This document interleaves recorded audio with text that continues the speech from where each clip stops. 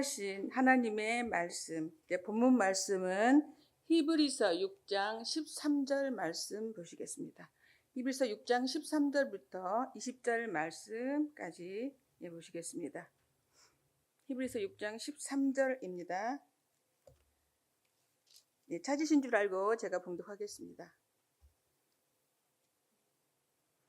하나님이 아브라함에게 약속하실 때에 가리켜 맹세할 자가 자기보다 더 큰 이가 없으므로 자기를 가리켜 맹세하여 가라사대 내가 반드시 너를 복주고 복주며 너를 번성케 하고 번성케 하리라 하셨더니 저가 이같이 오래 참아 약속을 받았느니라. 사람들은 자기보다 더 큰 자를 가리켜 맹세하나니 맹세는 모든 다투는 일에 최후의 확정이니라. 하나님은 약속을 기업으로 받는 자들에게 그 뜻이 변치 아니함을 충분히 나타내시려고 그 일에 맹세로 보증하셨나니 이는 하나님이 거짓말을 하실 수 없는 이 두 가지 변치 못할 사실을 인하여 앞에 있는 소망을 얻으려고 피하여 가는 우리로 큰 안위를 받게 하려 하심이라. 우리가 이 소망이 있는 것은 영혼의 닷 같아서 튼튼하고 견고하여 휘장 안에 들어가나니 그리로 앞서가신 예수께서 멜기세덱의 반차를 쫓아 영원히 대제사장이 되어 우리를 위하여 들어가셨느니라. 아멘. 자, 히브리서 6장 13절에서 20절 말씀을 봉독해 드렸습니다. 자, 이 말씀을 통해서 지성소의 길이라는 제목으로 하나님의 말씀으로 은혜를 나눠보겠습니다. 자, 우리 신앙하는 모든 사람들의 목적지가 되는 것이 바로 지성소입니다. 그런데 그 지성소를 가는 길이 어떤 길을 통해서 저와 여러분이 지성소에 갈 수 있는지 오늘 귀한 말씀을 통해서 깨달아 보도록 하겠습니다. 자, 길이라고 하는 것을 한번 생각을 해볼게요. 아침에 다 여러분들 길 따라 오셨지요? 네, 아멘. 이 길이라고 하는 것이 불과 한 100년 전만 해도 서울을 오기 위해서는 굉장히 어려운 산길, 들길, 논길, 무서운 뱀도 있고 짐승이 있는 그를 길을 통해서 서울에 많은 시간을 들여서 왔어요.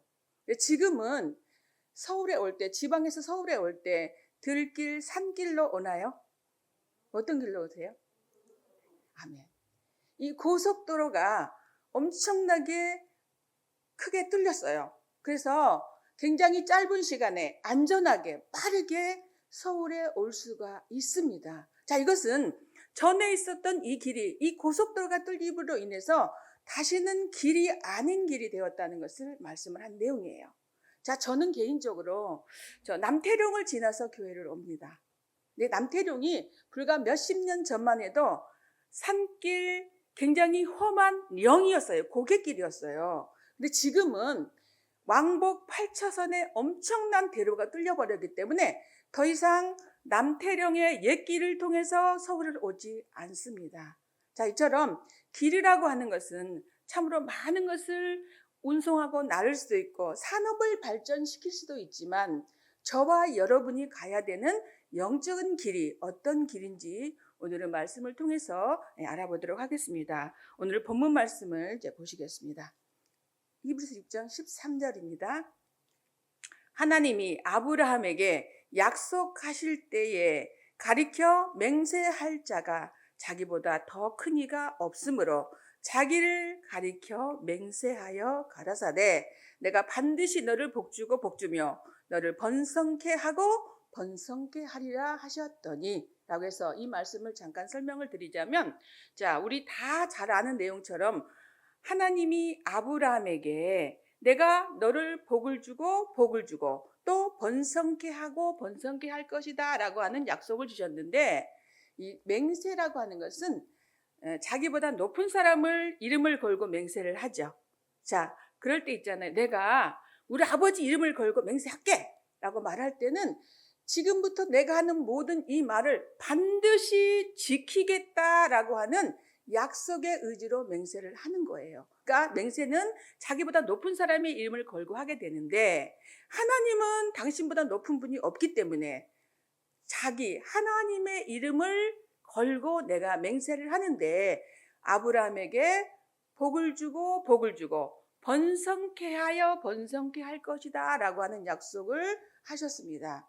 그래서 이 하나님께서 아브라함에게 하신 모든 축복은 바로 복을 주고 복을 주며 번성케 할 것이다 라고 하는 축복을 주셨는데, 이 약속이 아브라함 때 이루어지지를 않았습니다. 그래서 이 유대인들은 육적인 자기들의 아브라함의 자손이라고 믿고 있기 때문에 이 약속이 반드시 유대인인 우리를 통해서 이룰 거야 라고 이렇게 알고 있어요. 그 다음에 이 무슬림들, 아랍 족속들은 아브라함의 서자 이스마엘을 통해서 번성을 했기 때문에 이 아브라함에게 했던 복을 주고 복을 주며 번성케 하여 번성케 할 것이다 라고 한 약속이 반드시 자기들을 통해서 이룰 것이다 라고 이렇게 알고 있습니다. 그렇기 때문에 지금 어제 뉴스에도 보니까 저 중동 땅의 이스라엘 민족과 팔레스타인 이 무슬림들이 싸우는 것을 알 수가 있어요. 다시 말해서 바로 이 종교 전쟁의 불씨가 되는 것이 되었다라고 하는 것을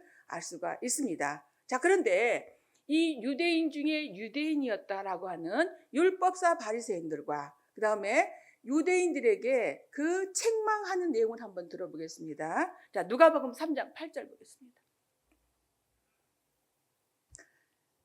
그러므로 회개에 합당한 열매를 맺고 속으로 아브라함이 우리 조상이라 말하지 말라. 내가 너희에게 이르노니 하나님이 능히 이 돌들로도 아브라함의 자손이 되게 하시리라 라고 말씀해서, 너희들이 속으로, 자, 유대인들한테 하는 책망의 내용입니다. 너희들 속으로 아브라함의 자손이라고 말하지 마. 너희들이 아브라함의 자손이라면 내가 저 밖에 많이 있는 돌들로 아브라함의 자손이 되게 할 것이야 라고 말하는 것은 저 유대인을 통해서 아브라함의 약속이 이루어지지 않는다라고 하는 것을 말씀하는 내용입니다. 또한 예수님께서는 이 유대인 중에 유대인이요, 소위 정통파라고 하는 그때 당시에 바리새인 율법사들을 향해서 얼마나 큰 저주를 하셨는지 모릅니다. 자, 마태복음 23장 32절 보겠습니다. 너희가 너희 조상의 양을 채우라.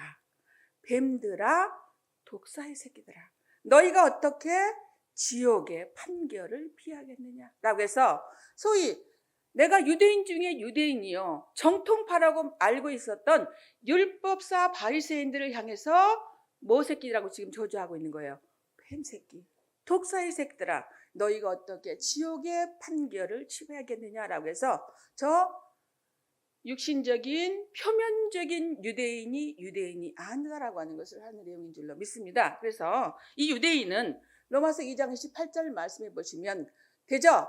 표면적 유대인이 아니요, 이면적 유대인이다라고 말씀해서 육체의 할례를 받은 저 표면적 유대인이 아니라 마음의 할례를 받은 이면적 유대인이 참 유대인이다라고 말하고 있는 줄로 믿습니다. 자, 갈라디아서 3장 29절 보겠습니다. 갈라디아서 3장 29절입니다. 너희가 그리스도에게 속한 자면 아브라함 자손이요, 약속대로 무엇을 이을 자니라? 유업을 이을 자니라 라고 말해서, 바로 이면적 유대인은 예수 믿는 자들 중에서 마음의 할례를 받은 그런 이면적 유대인을 통해서 하나님이 아브라함에게 약속하신 복을 주고 번성케 하여 번성케 하겠다라고 하신 하나님의 약속을 이루실 것이다 라고 하는 말씀인 줄로 믿습니다. 자, 계속해서 히브리서 6장 18절 보겠습니다. 19절부터 보겠습니다.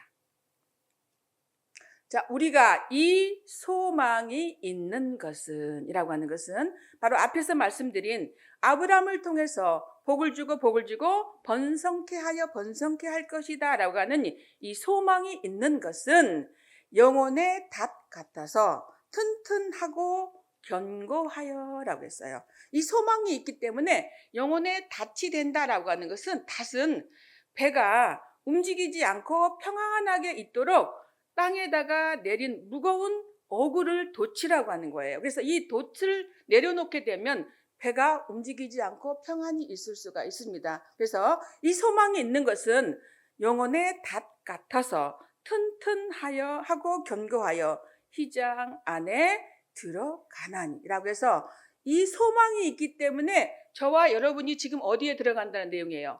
휘장 안에 들어간다라는 말씀이 되는 것인 줄로 믿습니다. 자, 그런데 이 휘장은 어떤 것이냐면 히브리서 9장 3절 말씀에 보시면 또 둘째 휘장 뒤에 있는 장막을 지성소라 일컫나니라고 했기 때문에 바로 휘장 뒤에 있는 둘째 장막이 지성소라고 말하고 있다는 것을 알 수가 있습니다. 자, 20절 보겠습니다. 히브리서 6장 20절입니다. 그리로, 그러니까 여기가 지금 그리로 간 그리가 어디예요? 지성소, 아멘. 지성소로 앞서가신 예수께서 멜기세덱의 반차를 쫓아 영원히 대제사장이 되어 우리를 위하여 들어가셨느니라 라고 말씀해서 바로 이 아브라함에게 하신 그 축복의 소망을 가지고 있었기 때문에 우리가 지성소에 들어갈 수 있다. 예수님이 지성소에 들어가셨는데 예수님이 지성소에 들어가신 것은 누굴 위해 들어가셨다? 우리, 저와 여러분을 위해서 들어가셨다라고 말씀하고 있는 줄로 믿습니다. 자, 그럼 이 지성소는 뭐냐면 바로 지성소는 천국을 비유하고 상징하고 있음을 알 수가 있습니다. 자, 에스겔서 47장 12절 보겠습니다.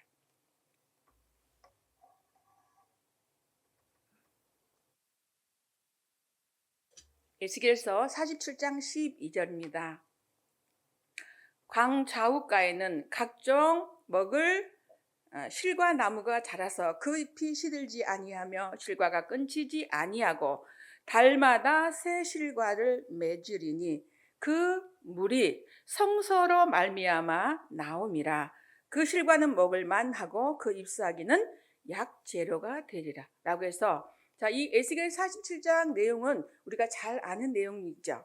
자, 우리 그 강 좌우에 각종 먹을 만한 실과 나무가 자라는데 그 잎이 뭐하지 않더라, 시들지 아니하다라고 한 걸 보니까 이 나무가 바로 생명나무인 것인데 그 생명나무의 물을 공급하는 그 물이 어디로부터 나오더라?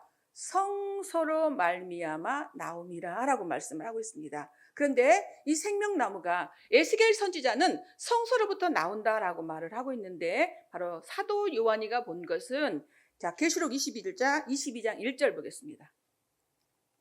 또 저가 수정같이 맑은 생명수 강을 내게 보이니. 자, 이 지금 수정 같은 맑은 생명수의 강을 보여주시는데 하나님과 및 어린 양의 어디로부터 나서? 보좌로부터 나서라고 말하고 있습니다. 그러니까 이 성소라고 하는 것은 다른 말로는 지금 하나님과 어린 양의 보좌가 있는 곳이다라고 하는 것을 알 수가 있습니다. 2절 보겠습니다. 길 가운데로 흐르더라. 강 좌우에 생명나무가 있어 12가지 실과를 맺히되 달마다 그 실과를 맺히고 그 나무 잎사귀들은 만국을 소성하기 위하여 있더라 라고 말씀을 하시므로 이 성소는 바로 하나님과 어린 양의 보좌가 있는 것을 말하고 있다는 것을 말씀을 통해서 알 수가 있습니다. 그런데 자, 이 지성소에는 뭐가 있냐면 히브리서 9장 7절 보시겠습니다. 9장 3절 보시겠습니다.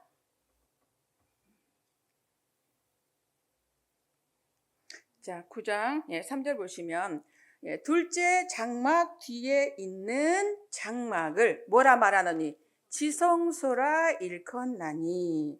4절 말씀에 금 향로와 사면을 금으로 싼 뭐가 있고? 언약궤가 있고 그 안에 만나를 담은 금 항아리와 아론의 쌍난 지팡이와 언약의 비석들이 있고 라고 해서 여기 지금 들어있는 게 많이 있기 때문에 다 설명할 수가 없어서 언약궤에 관해서만 보겠습니다. 이 지성소에 들어갔더니 금향로, 금으로 싼 언약궤, 만나를 담은 항아리, 언약의 비석들이 있다라고 했는데 이 언약궤라고 하는 것은 하나님의 언약의 말씀이 들어있는 괴짝을 언약궤라고 말을 합니다. 그런데 이 괴짝이 로마서 9장 24절 말씀해 보시면 이 그릇은 누구니?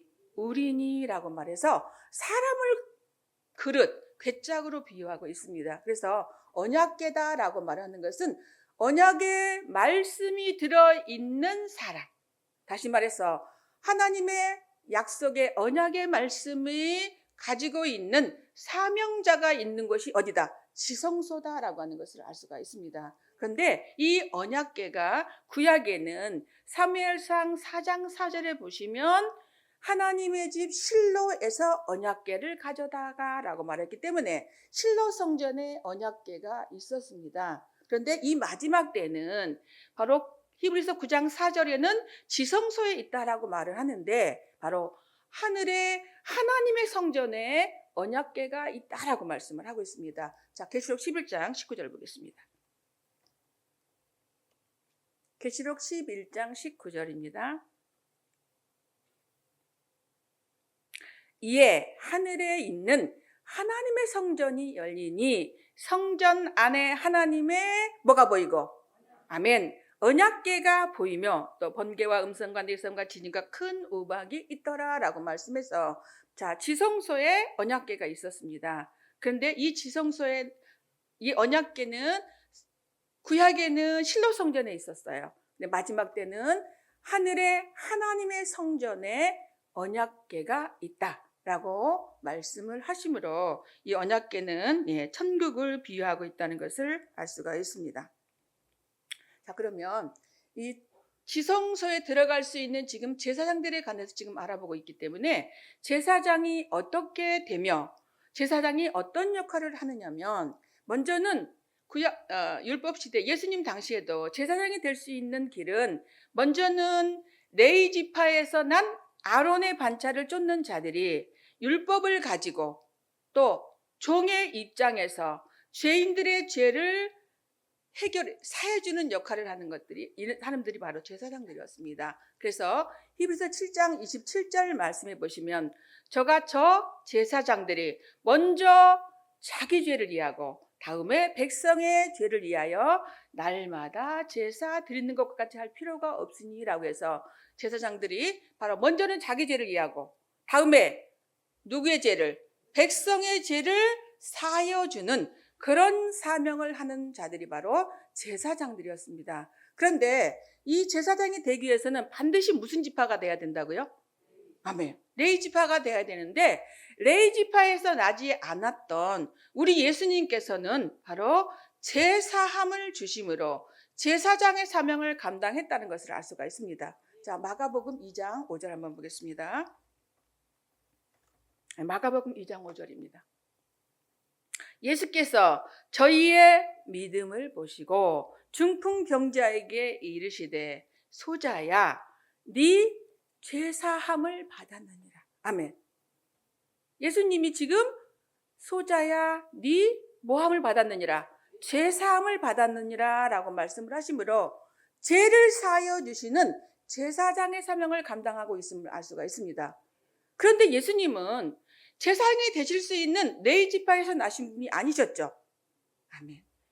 히브리 7장 14절에 보시면 우리 주께서 유다로 쫓아나신 것이 분명하도다. 이 지파에는 모세가 제사장들에 관하여 말한 것이 하나도 없고 라고 말씀하셔서 예수님 당시의 율법으로는 절대로 제사장이 되실 수 있는 지파에서 나신 분이 아니었기 때문에 예수님 당시에 소위 자기들이 정통이라고 말하고 있는 레위 지파를 쫓아 아론의 반차에서 난 제사장들이 볼 때는 예수님이 지금 이단인 거예요. 그렇죠? 그 다음에 그래서 이 제사장들이 예수님을 향해서 참남하도다라고 말을 했습니다. 그러나 예수님이 제사장이 되실 수 있는 법적인 근거를 마련해 준 것이 바로 멜기세덱의 반차였다는 것을 알 수가 있습니다. 히브리서 6장 20절 말씀 보겠습니다. 히브리서 6장 20절. 그리로 앞서 가신 예수께서 아멘. 그리로 앞서 가셨다라고 하는 말은 내가 앞서 갈 거니까 네가 나를 뭐하라? 따라오라라는 말씀이 들어 있습니다. 예수께서 멜기세덱의 반차를 쫓아 영원히 대제사장이 되어 우리를 위하여 들어가셨느니라라고 말씀하셔서 유다에서 나신 예수님께서 제사장이 되실 수 있는 법적인 근거를 마련한 것이 바로 멜기세덱의 반차다라고 하는 것을 알 수가 있습니다. 그래서 이 제사장이 되는 길이 두 가지 길이 있는데, 먼저는 레위지파에서 난 아론의 반차를 쫓은 율법을 가진 제사장들이 있는가 하면, 우리 예수님이 가신 길처럼 멜기세덱의 반차를 쫓아 새 언약을 통해서 영원한 생명의 능력으로 된 제사장의 길이 있다는 것을 알 수가 있습니다. 그런데 중요한 것은 저와 여러분이 지성소에 들어갈 수 있는 이 길은 어떤 길이어야 되는지를 이 시간 저와 여러분이 깨달아야 될 것인 줄로 믿습니다. 자, 그러면 이 멜기세덱이 무엇인지에 관해서 창세기 14장 18절 말씀 보겠습니다. 창세기 14장 18절입니다. 살렘 왕 멜기세덱이 떡과 포도주를 가지고 나왔으니 그는 지극히 높으신 누구의 제사장이었더라? 하나님의 제사장이었더라 라고 말씀을 하십니다. 자, 이 상황은 우리가 좀 잠깐 생각을 해보자면 창세기 14장 1절부터 내용을 보시면 그돌라 오멜과 함께한 4나라 연합국과 소돔 왕 베라와 함께한 5나라 연합국이 이제 조공 문제로 국제적인 전쟁을 벌이게 되는데, 이 강대국 4나라가 약소국 5나라 연합국을 이기게 됩니다. 자, 그러면 이 소식을 누가 듣게 되냐면 아브라함의 조카 롯이 소돔 땅에 있었으니까 이 약소국 5국가가 패함으로 자기의 조카 롯이 붙잡혀 갔다는 소식을 듣게 됩니다. 그래서 아브라함이 자기 집에서 개인적으로 훈련을 시킨 개인 사병 318명을 데리고 이 4나라 연합국과 싸워서 이기게 되므로 그 전임물을 가지고 돌아오는 길에 지금 살렘 왕 멜기세덱을 만나서 떡과 포도주를 주었는데 그가 지극히 높으신 하나님의 제사장이었더라라고 말씀하시고, 19절에 보시면 그가 아브라함에게 축복하여 가로되 천지의 주제시여 지극히 높으신 하나님이여 아브라함에게 복을 주옵소서. 20절 말씀에 그가 너희 대적을 네 손에 붙이신 지극히 높으신 하나님을 찬송할지어다 하매 아브라함이 그 얻은 것에서 10분의 1을 멜기세덱에게 주었더라라고 말씀을 하셔서 바로 이게 11조의 규례가 된 것을 알 수가 있습니다. 그런데 이렇게 창세기에 잠깐 나와서 아브라함을 축복하고 아브라함에게 바로 10분의 1을 받고 난 이 지극히 높으신 하나님의 제사장이었던 멜기세덱에 관해서 성경에 말씀이 없었어요. 그런데 시편에 보시면 이 멜기세덱이 아브라함이 멜기세덱의 반차를 쫓아 제사장이 되실 것을 하나님이 직접 맹세로 말씀을 하셨습니다. 자, 시편 110장 1절부터 보겠습니다. 여호와께서 내 주에게 말씀하시기를 라고 했으니까 여호와도 주라고도 말씀하시고 예수님도 주라고 말씀하시죠. 그러니까 주께서 내 주께 라고 이해를 하시면 좋을 것 같습니다. 자, 그러니까 주께서 내 주께 하는 이 내 주는 예수님을 말씀을 하고 있습니다. 말씀하시기를 내가 네 원수로 네 발등상 되게 하기까지 너는 내 우편에 앉으라 하셨도다. 자, 많으니까 4절 보겠습니다. 여호와는 맹세하고 변치 아니하시리라. 이르기를 너는 멜기세덱의 반차를 쫓아 영원한 제사장이라 하셨도다 라고 말씀해서 예수님이 멜기세덱의 반차를 쫓는 영원한 제사장이 되실 것을 하나님이 맹세로 약속하셨는데 그 약속이 히브리서 6장 20절 말씀에서 이루어졌다는 것을 알 수가 있습니다. 자, 그런데 말씀을 조금 전에 제사장이 되는 길을 2가지 길이 있다고 말씀을 하셨습니다. 그런데 이 2가지 길 중에서 지성소에 들어가신 길은 바로 누구 반차를 쫓아 들어가셨다고 했어요? 아멘. 멜기세덱의 반차를 조차 지성소로 들어가셨다라고 말씀을 하셨기 때문에 예수님이 지성소에 가는 길이 되어 주셨다는 것을 말씀하는 내용인 줄로 믿습니다. 요한복음 14장 6절 보겠습니다. 예수께서 가라사대 내가 곧 길이요 진리요 생명이니 나로 만지 않고는 아버지께로 올 자가 없느니라 라고 말씀하셔서 예수님이 지금 뭐라고 얘기하시는 거예요? 길이 되셨다라는 말씀인 줄로 믿습니다. 자, 그러니까 남태령을 넘어서 올 때 옛길 있어요. 그렇지만 지금 사람들이 다니지 않습니다. 그런데 지금 현재는 8차선 엄청나게 큰 길을 통해서 서울에 들어오는 것처럼 예수님이 지성소에 가는 큰 길이 되어주셨기 때문에 저와 여러분은 그 길을 통해서 많이 어디에 들어갈 수가 있다? 지성소, 곧 하나님의 성전에 들어갈 수 있다라고 하는 것을 말씀을 하신 줄로 믿습니다. 그런데 이 지성소에는 죄가 있는 제사장은 들어가면 즉시 죽었었어요. 그래서 옛날에 구약에 이 천막을 쳐놓고 성소와 지성소에서 제사를 드릴 때는 지성소에 들어가는 제사장들은 발목에다가 방울을 답니다. 자, 그러고 나서 허리에다가 끈을 만들어서 길게 늘어뜨리고 들어갑니다. 자, 왜 그럴까요? 아멘. 혹여라도 자기도 모르는 사이에 내가 죄가 있는데 지성소에 들어가면 즉시 죽게 돼 있어요. 자, 그래서 이 지성소에 들어가 있는 제사장이 죽었는데 또 꺼내겠다고 들어가면 그 사람도 어쩌면 어때요? 죽을 수가 있어요. 그래서 방울 소리가 나지 아니하면 밖에서 끈을 끌어당겨서 꺼내기 위해서 끈을 메고 들어갔던 것을 알 수가 있습니다. 다시 말해서 이 지성소에는 죄가 있는 제사장은 들어갈 수가 없다라고 하는 것을 말씀하는 내용인 줄로 믿습니다. 자, 히브리서 9장 7절 말씀 보겠습니다.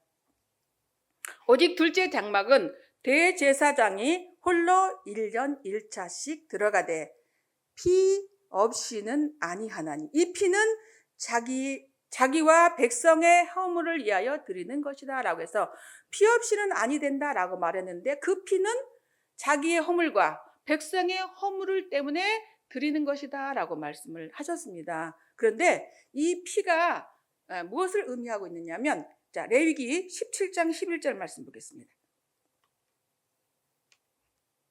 레위기 17장 11절입니다. 육체의 생명은 피에 있음이라. 내가 이 피를 너희에게 주어